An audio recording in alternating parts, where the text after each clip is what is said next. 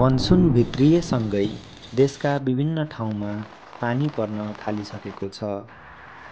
झरीका थोपाले पृथ्वीको सतह चिसिएपछि गर्मी चिचोल्न जमिनमुनि प्वालभित्र बसेका प्राणीहरू एकाएक बाहिर निस्किन थाल्दछन्। यिनै प्राणीमध्ये एक हो सर्प। सर्प भन्ने बित्तिकै हामी सबैको आङ सिरिङ्ग हुन थाल्दछ। नहोस् पनि किन, सर्पको टोकाइबाट वर्षेनी हजारौं मानिसले अकालमै ज्यान गुमाउँछन्। सन् 2024 मा प्रकाशित यो अध्ययनलाई नै हेरौँ। सन् 2008 देखि 2021 सम्मको 13 वर्षमा नेपालको तराई क्षेत्रमा मात्रै 251 प्रति लाख जनसङ्ख्याको दरले सर्प टोकाइका केसहरू रेकर्ड गरिएका छन्। यी सबै विवरणले 3वटा प्रश्न उब्जाउँछन्। 1. के सबै सर्पहरू विषालु हुन्छन्? 2.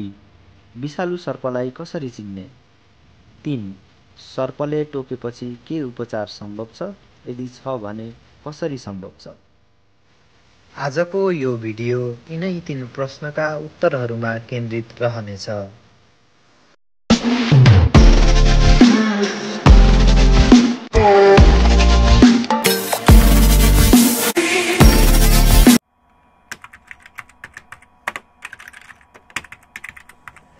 सर्प टोकाइ व्यवस्थापन निर्देशिका 2076 अनुसार नेपालमा हालसम्म 89 प्रजातिका सर्प फेला परेका छन्।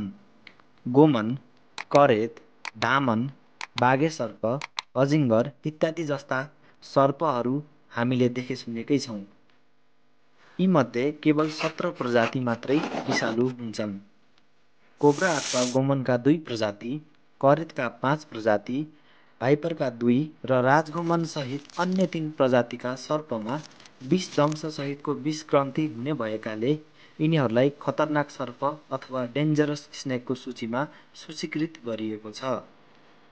यसर्थ सबै सर्पका प्रजातिहरू विषालु र मानव स्वास्थ्यका लागि हानिकारक नहुने भएकाले विष बोक्ने सर्पको पहिचान गर्नु आवश्यक छ।